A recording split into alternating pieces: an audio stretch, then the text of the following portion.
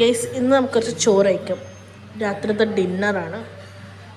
നല്ല പശുവിൻ്റെ പ്ലേറ്റാണ്. അത് ഞാൻ തലശ്ശേരി അമ്പലത്തിലെ ഉത്സവത്തിന് മേടിച്ചതാണ്. അപ്പം നമുക്ക് കുറച്ച് ചോറിടാം. നല്ല ഈ എരിക്കെന്തോ പറയും, എന്താണിത്, കുത്തിരിയോ, സംതിങ് ലൈക്ക് ദാറ്റ്. അതിൻ്റെ കൂടെ നല്ല ചക്കക്കുരുവും മുരിങ്ങക്കോലും ഇട്ട് വെച്ച കറി. And I'm a big fan of ചക്കക്കുരു. സോ നമുക്ക് കുറച്ച് ചക്കക്കുരു കൂട്ടിയെടുക്കാം. പിന്നെ ഇതാ നല്ല മാങ്ങാ ചമ്മന്തി, കുറച്ച് മാങ്ങാ ചമ്മന്തി. പിന്നെ ഇന്ന് ഇവിടെ നോൺ വെജ് ഒന്നും ഉണ്ടായിരുന്നില്ല. സോ കുറച്ച് ഇടിച്ചക്ക അങ്ങനെ എന്താ പറയുന്നത്, ഉപ്പേരിയോ തോരനോ സംതിങ് ലൈക്ക് ദാറ്റ്. പിന്നെ ഓംലെറ്റ്. ഇവിടെ മീനൊന്നും ഇല്ലാത്തതുകൊണ്ടും എനിക്ക് മീനില്ലാതെ ചോറ് തിന്നാൻ പറ്റാത്തതുകൊണ്ടും ഒരു ബുൾസൈ, നോട്ട് ഓംലെറ്റ്.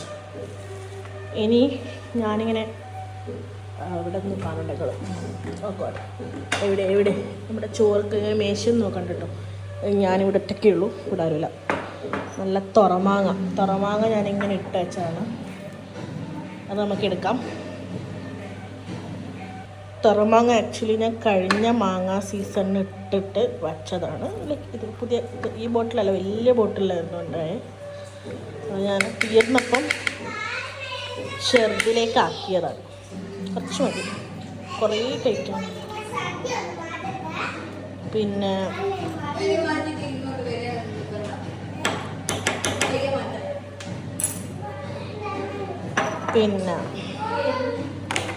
പിന്നെന്താ, അത്രയേ ഉള്ളൂ നോക്കിയത് ചോറിന്. വേറെ വെറൈറ്റീസ് ഒന്നുമില്ല.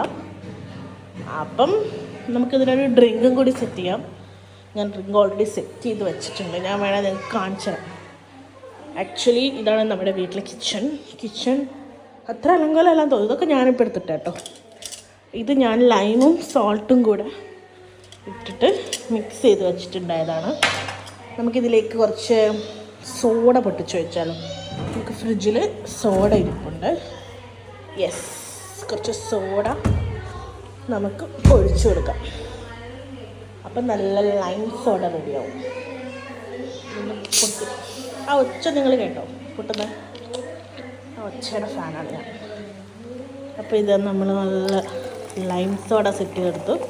എനിക്കങ്ങനെ കുറേയൊന്നും വേണ്ട, കുറച്ച് മതി. പക്ഷെ ഞാൻ കുറേ സെറ്റ് ചെയ്തു, കാരണം ഞാൻ ലൈമൊക്കെ നന്നായിട്ട് ഒഴിച്ചാൽ.